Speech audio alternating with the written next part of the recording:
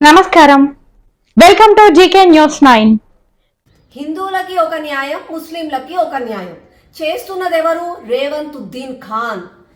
కాంగ్రెస్ ప్రభుత్వం వాళ్ళు కొత్తగా ఒక జియోని రిలీజ్ చేసిండ్రు. అందులో ఏముంది అంటే రంజాన్ నెల మొత్తము కూడా అందులో వర్క్ చేసి, అంటే గవర్నమెంట్ అవుట్ సోర్సింగ్ వాళ్ళు, అక్కడ ఉన్న ముస్లిం ఎంప్లాయీస్, టీచర్లు, కాంట్రాక్టర్లు ఎవరైనా సరే రోజు సమయంలో వాళ్ళు ఒకవేళ ప్రేయర్స్ నమాజ్ చేయాలంటే వాళ్ళు బయటికి వెళ్ళొచ్చు.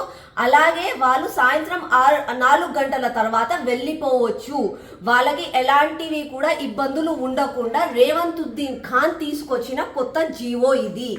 రేవంత్ ఉద్దీన్ ఖాన్ గా మారిపోయిన రేవంత్ రెడ్డి గారు, నేను ఒకటి మిమ్మల్ని అడగాలనుకుంటున్నాను. రంజాన్ నెలలో ముస్లిం సోదరుల కోసం ఆలోచించడం తప్పు లేదు, మళ్ళీ అట్లాంటప్పుడు హిందూ పండుగల గురించి మీరు ఎందుకు ఆలోచించరు? ఇదే హిందువులకు ఎందుకు ఇలాంటి వెసులుబాటు లేదు? పొద్దున లేసే కాన్స్టిట్యూషన్ బుక్ పట్టుకుంటారు కదా, అసలు ఈ కాన్స్టిట్యూషన్ బుక్ లో ఏముందో మీరు చదివినారా? ఆర్టికల్ 14, 15 ప్రకారం రైట్ టు ఈక్వాలిటీ, ఆర్టికల్ 16 ప్రకారం ప్రభుత్వ ఉద్యోగస్తులను అందరినీ కూడా సమానంగా చూడాలి అని చెప్పి ఈ కాన్స్టిట్యూషన్ లో రాసుంది. మీకు కేవలం చేతిలో పట్టుకోవడం, ఊపడం మాత్రమే తెలుసు, దీంట్లో ఏముందో చదవడం మీకు తెలియదు. కాబట్టి నేను చెప్తున్నా, ఇదే హిందూ సోదరులు అయ్యప్ప మాల వేసుకుంటే మీరు లీవ్ తీసుకోవాలి అని చెప్తారు, శివమాల వేసుకుంటే వాళ్ళకి పర్మిషన్ ఇవ్వరు, కనీసం స్కూళ్ళల్లోకి వెళ్ళాలి అని అంటే పిల్లలను రానివ్వరు. మళ్ళీ హిందువులకు ఒక న్యాయం, ముస్లింలకు ఒక న్యాయం ఎందుకు?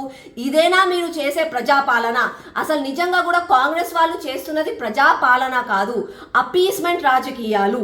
ఈయననే ఓపెన్ గా చెప్పిండు, కాంగ్రెస్ హేతో ముస్లిం హే, ముస్లిం హేతో కాంగ్రెస్ హే.